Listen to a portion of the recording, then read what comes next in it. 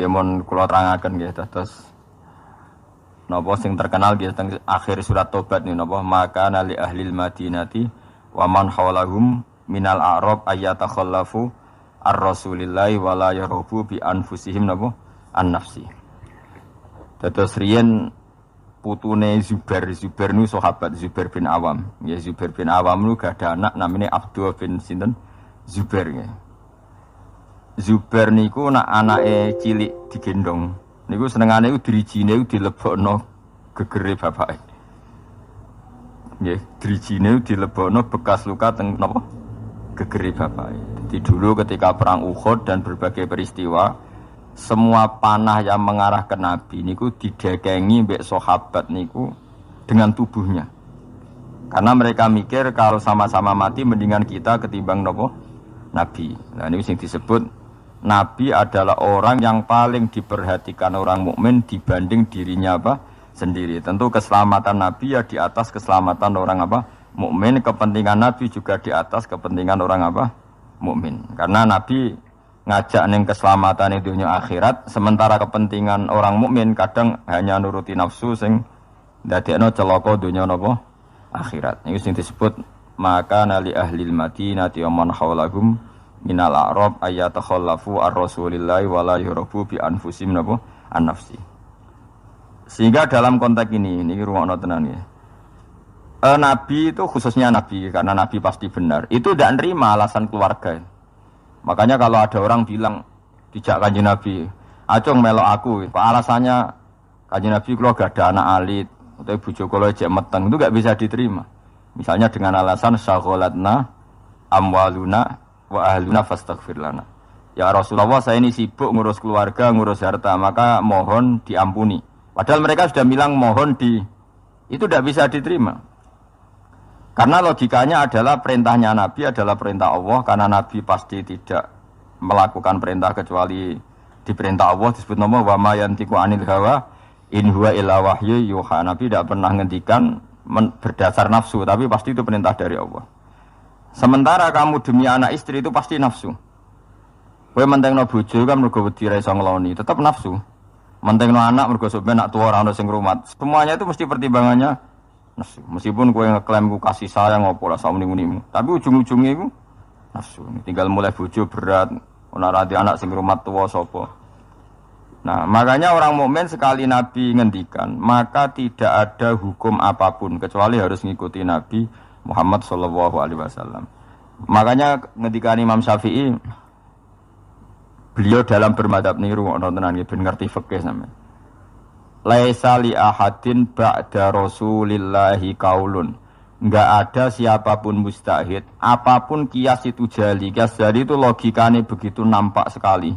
Argumentasi hukumnya yang nampak sekali. Tapi itu batal demi hukum jika Rasulullah tidak menggariskan demikian.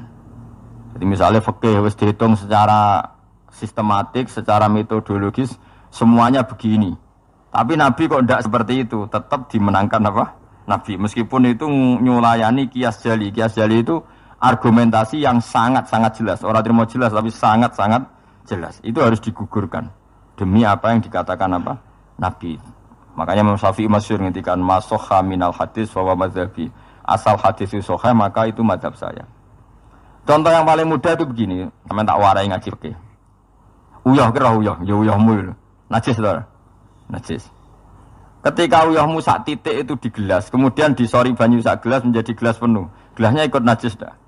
Ikut karena enggak apa? Enggak dua kolah atau di bawah dua kolah. Terus ketika pulpen ada uyahnya sampean, terus kena tangannya sampean jadi najis sudah. Najis karena yang bersentuhan dengan najis pasti menjadi apa? Najis. Itu kaidah fikih. Jadi asal air itu tidak posisi warid sing dijokno, saya ulang lagi.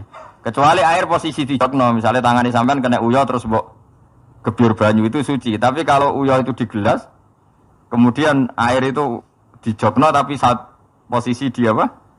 Di gelas itu najis semua. Wah intinya ya tenang, sampean rungokno kok mungkin sampean paham duduk perkara ini. Sesuatu yang kena najis itu pasti menjadi apa? najis. Dan itu kaidah yang diakui semua ulama seluruh dunia. Tapi problemnya secara riwayat adalah kata Sayyidah Aisyah, saya sering ro'i mani dari bajunya Rasulullah. Saya ulang lagi. Kuntu ufarriku mani ya Rasulillah min sobi. Kulo sering ngeroi manine Nabi di bajunya Nabi. Kemudian Nabi sholat dan tidak membasuh baju itu. Singkat cerita akhirnya mau tidak mau ulama seluruh dunia mujma'alnya mengatakan mani itu suci. Sampeyan keyakinan mani suci apa najis? Suci. Lah orang mani itu najis. Keyakinan mani suci apa? Suci. Ulama satunya darani mani itu suci. Nah. Padahal ini nyulayani ku bedani teori kias jali. Mani ini kan keluar dari makhrajul bauli. Gelem ra gelem mani umpama suci lah itu kan keluar dari makhrajul bauli, tempat yang dipakai keluar kencing, air seni. Mani pasti keluar lewat situ. Logikanya kalau mani yang cair ini lewat sesuatu yang ada najis, logikanya akan kena najis. Dan itu Imam Syafi'i disoal. Masyhur itu perdebatan Imam Syafi'i sama ulama seangkatannya. Sampai beliau dimaki-maki. Laukanal mani yutahiron lakana fi makhrajihi ma yunajjisuhu. Kalau nganti apal tak piring nganti saiki. Saya ulang lagi ya. Laukanal mani yutahiron lakana fi makhrajihi ma yunajjisuhu. Kalaupun mani itu suci, toh nanti kalau keluar pasti tersentuh oleh sesuatu yang menajiskan karena dia harus keluar lewat makhrajul baul.